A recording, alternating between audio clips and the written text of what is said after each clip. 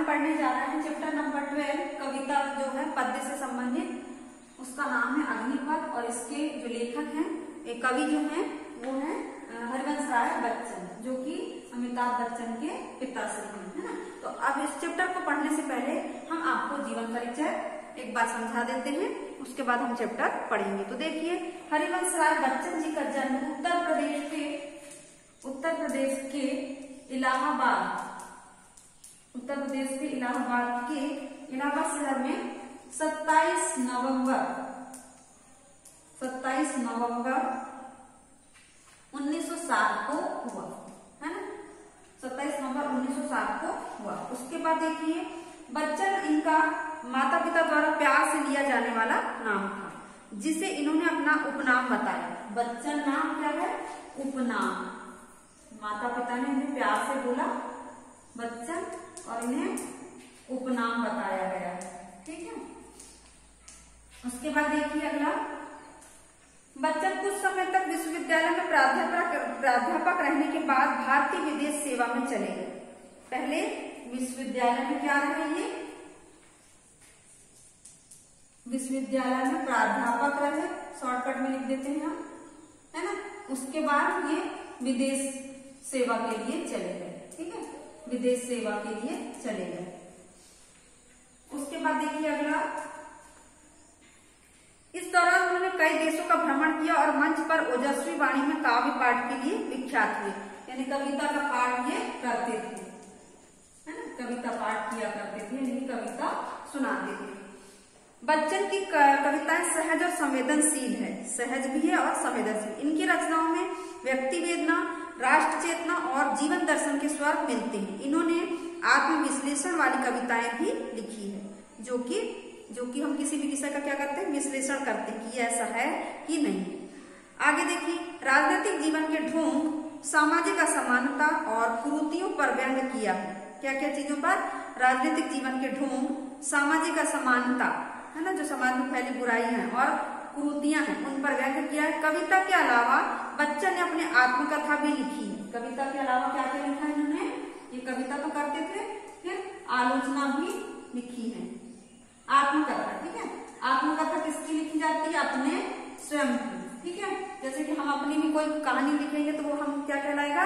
आत्मकथा। आप भी अपनी आत्मकथा लिख सकते हैं, है ना। और उसमें आत्मकथा में क्या करते हैं? हम अपने गुण और दोष दोनों बताते हैं कि हम अच्छे भी हैं किस चीज के लिए और किस चीज के लिए हम बुरे भी हैं, है ना। अब देखिए बच्चन जी की कृतियां मतलब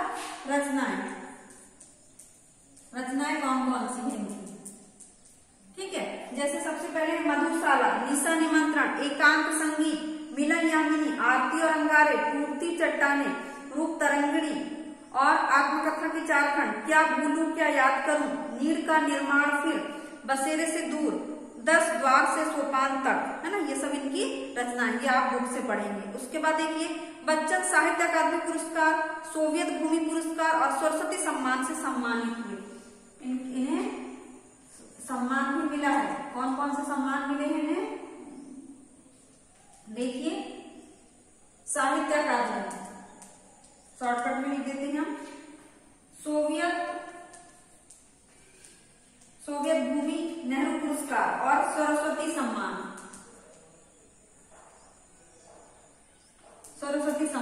है ना। ये 3 सम्मान इन्हें मिले हैं। उसके बाद अब हम कविता पढ़ेंगे, तो कविता पढ़ने के बाद एक बार पुनः इसको रिवाइज कर लेते हैं। हरिवंश राय बच्चन जी का जन्म उत्तर प्रदेश के इलाहाबाद में 27 नवंबर 1960 को हुआ था, है ना। मृत्यु नहीं बताया है, इसमें हम बता देंगे आपको। मृत्यु 2003 में, ठीक है, 2003 में इनकी मृत्यु हो गई। उसके बाद देखिए, बच्चन इनका क्या है? माता पिता के द्वारा दिया गया प्यार का नाम है और इसे इन्होंने उपनाम कहा है। उसके बाद ये विश्वविद्यालय में प्राध्यापक रहे कुछ समय के लिए और फिर विदेश सेवा में चले गए। विदेश में क्या करें? मंच पर कविता करने का काम करते थे, मतलब कविता लिखते थे, कविता सुनाते थे। उसके बाद कविता के बाद ये इन्होंने आत्मकथा भी लिखी। अब आत्मकथा अपनी स्वयं की लिखी जाती है, तो इन्होंने अपनी आत्मकथा लिखी, है। उसके बाद रचनाएं आप बुक से पढ़ेंगे, क्या भूलूं क्या याद करूं, नीड़ का निर्माण, ये सब रचनाएं। फिर इन्हें सम्मान मिला है, साहित्य अकादमी, सोवियत भूमि नेहरू पुरस्कार और सरस्वती सम्मान, 3 सम्मान इन्हें मिले हैं। अब देखिए, हम पढ़ रहे हैं कविता अग्निपथ।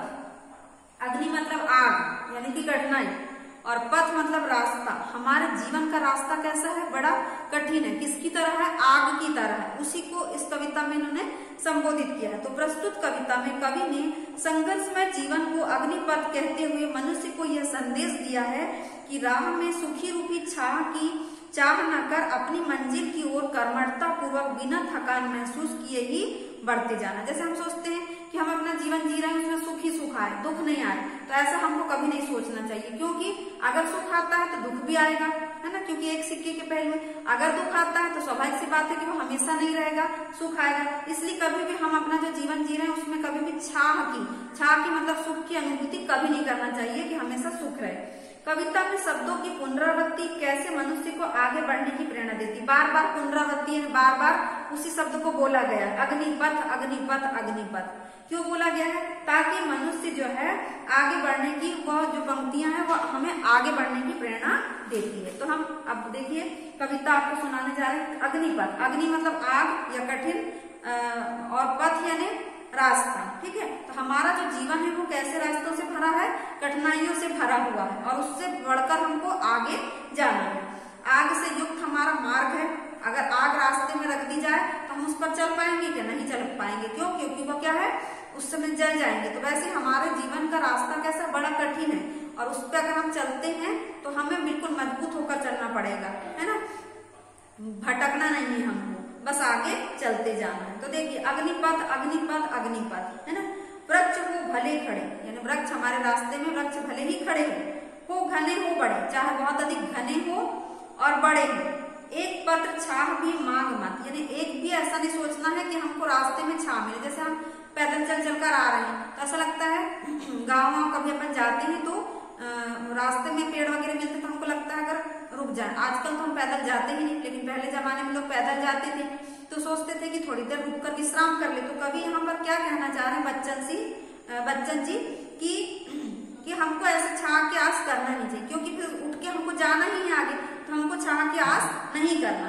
मांग मत मांग मत, यानी कि तुमको छाह की आस करना ही नहीं है। वैसे ही हमारे जीवन को पार करने के लिए, लक्ष्य तक पहुंचने के लिए सुख को हमको मांगना ही नहीं। अग्निपथ अग्निपथ अग्निपथ, समझ में आ गया होगा आप लोगों को, है ना।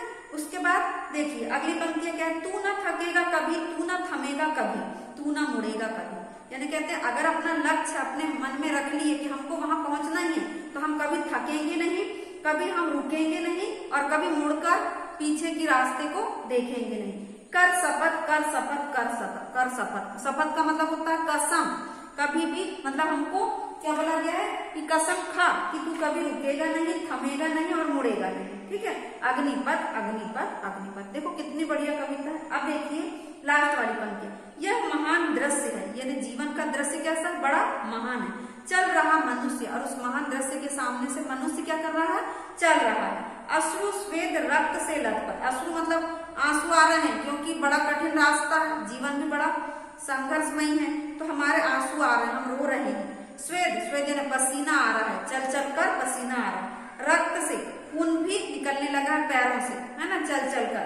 लथपथ लथपथ लथपथ, अग्निपथ अग्निपथ अग्निपथ, यानी हमारे आंखों से आंसू भी निकलने लगे हैं, पसीना छूटने लगा है, और पैरों से खून भी निकल आ रहा है, तो भी हम क्या कर रहे हैं, चल रहे हैं चल रहे हैं चल रहे हैं। और इस प्रकार अगर हम चलते रहे तो हम अपने लक्ष्य को जरूर प्राप्त कर लेंगे। वैसे ही अगर हमारे जीवन में संघर्ष है तो हम उस संघर्ष से कभी न कभी हमको मुक्ति मिलेगी और हम अपने लक्ष्य तक पहुंचेंगे। तो इस प्रकार ये कविता आपको समझ में आई होगी। एक बार आपको पुनः क्या करना है, जीवन परिचय फिर से पढ़ के भी देखना है और इसको नोट भी करना है। जैसे हमने इम्पोर्टेंट पॉइंट नोट करे यहाँ पर बोर्ड में, वैसे आपको कॉपी में नोट करना है और ये कविता को पढ़ के देखना है। जहां जहां कठिन शब्द आए यहाँ बुक में भी लिखे हैं, उसको आपको यहाँ पर लिखना है और कविता को अपने से समझा के देखना है एक दूसरे को कि हम समझा पा रहे हैं कि नहीं। तो आपको कॉपी से पढ़ने की, रटने की जरूरत नहीं पड़ेगी। तो बच्चों आज की क्लास हम यही समाप्त कर रहे हैं। इसका जो अर्थ है और क्वेश्चन आंसर वो हम आपको सेंड कर देंगे। धन्यवाद बच्चों।